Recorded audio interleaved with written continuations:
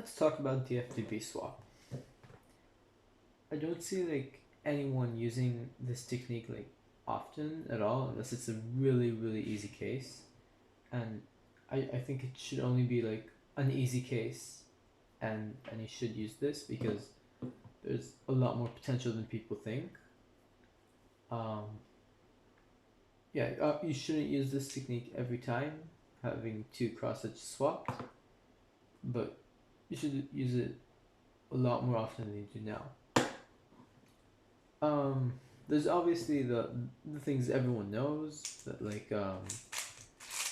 if you get this F2O case, you can do M2 to M2 to fix your cross and set up this pair.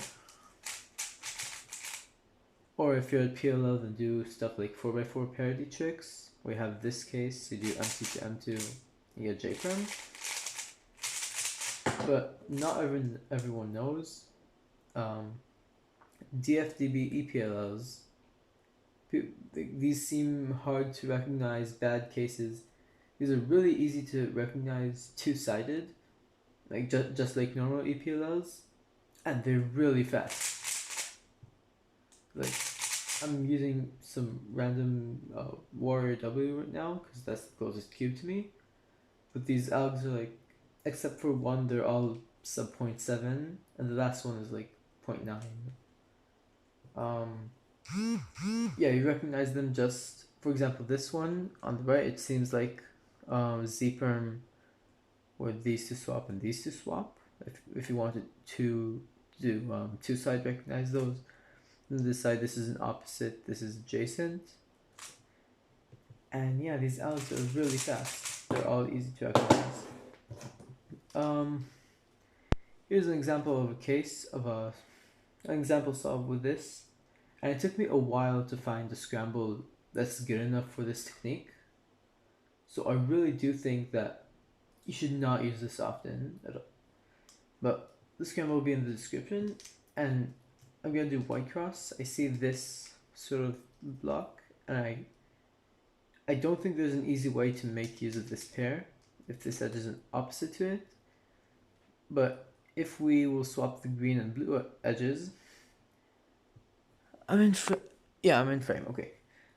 If we swap the green and blue edges, this is like a pre-made square, and the edge is really like inserting the edge is really easy. So you can do something like R, F, R2, and then D to solve the cross. Second pair, we'll see these two, and so I can just add a U prime before that, and that will set up this pair to an R prime U to R. Let's look for a third pair because this is a pretty nice scramble. U prime R F R2 D R prime U to R. We'll see these U prime R R2 R prime U to R. So they'll be here with the white on top. So I'll need to do the 11 move nice alg. Yeah, so let's do the solve. Across, insert this pair. Now I have this case. Now I insert into the back.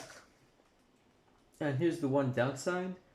You do of this method of using this, you do kind of need to either force yourself to have EO so you can COLL, or use an OLLCP, or worst case scenario use 2-look OLL into COLL, because you'd much rather have an EPLL than not have an EPLL here.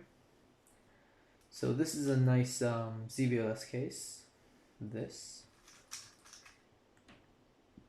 Now I have a COLL. So I'll do COLL. And two-sided recognition. This is like a U perm. This one. So now it's an O perm. And O perms are really fast. I fucked it up now, but anyway, O-perms are really fast, and you should also predict AUF. These edges are here right now, and they move as a U2, so it'll be a U2 AUF. And that's it. Yeah, I think you should use this more.